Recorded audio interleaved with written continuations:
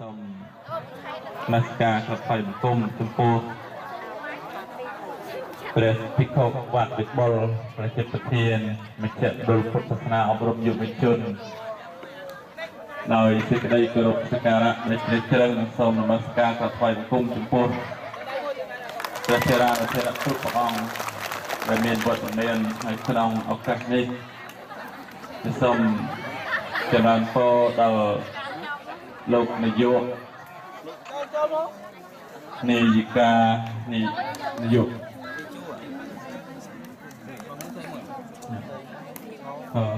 អ្នកគ្រូនាយិកា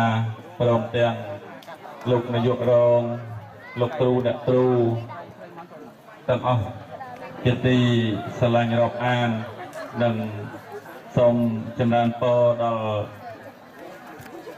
លោកមេឃុំព្រមទាំងអញ្ញាធរ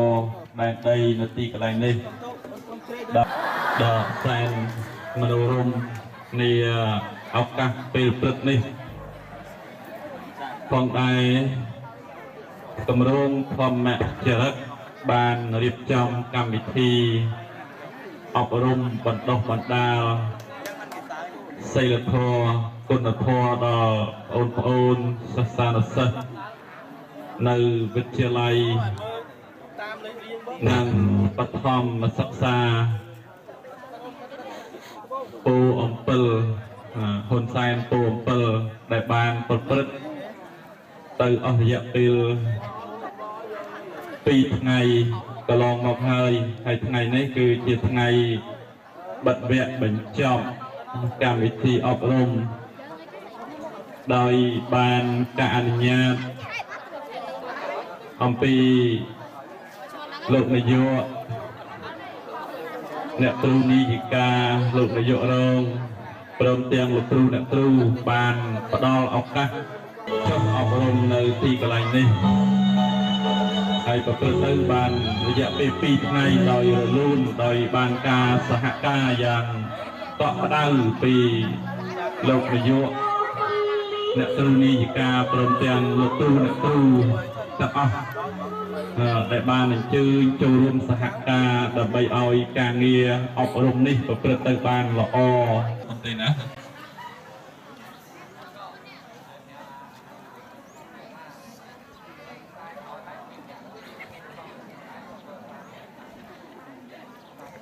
បងប្អូនទាំងអស់គ្នាបងប្អូនអរគ្នាអត់ខ្លាំងជាងតិចមើលបងប្អូនអរគ្នាអញ្ញឹមឲ្យស្អាតមួយមើល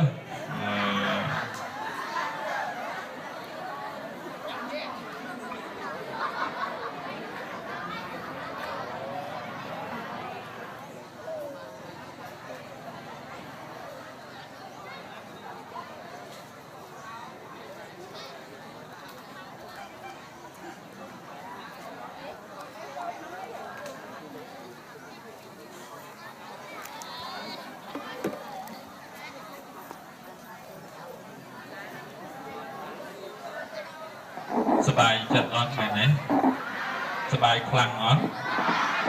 បានលោកគ្រូខ្លាំងមុំថាឲ្យសบายចិត្តអត់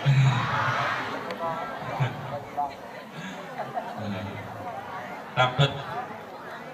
លោកគ្រូបាត់វិបុលចង់មានអនុស្សាវរីយ៍ជាមួយយើងពេលលោកគ្រូត្រឡប់ទៅវិញមិនអាចភ្លេចអនុស្សាវរីយ៍ទាំងនេះបានទេណាជាពិសេសស្នាមញញឹមដ៏ស្រស់ស្អាតបងប្អូនទាំងអស់គ្នានៅវិទ្យាល័យ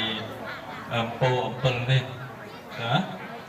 លោកគ្រូទៅវិញពិតជាអឡោះអាល័យសឹងមិនលោកទេសឹងតែ1ម៉ោងឯងបានហើយណានឹកឃើញបងប្អូនទាំងអស់គ្នារាល់ថ្ងៃលោកគ្រូសឹងតែយ៉ាងច្រើន2ម៉ោង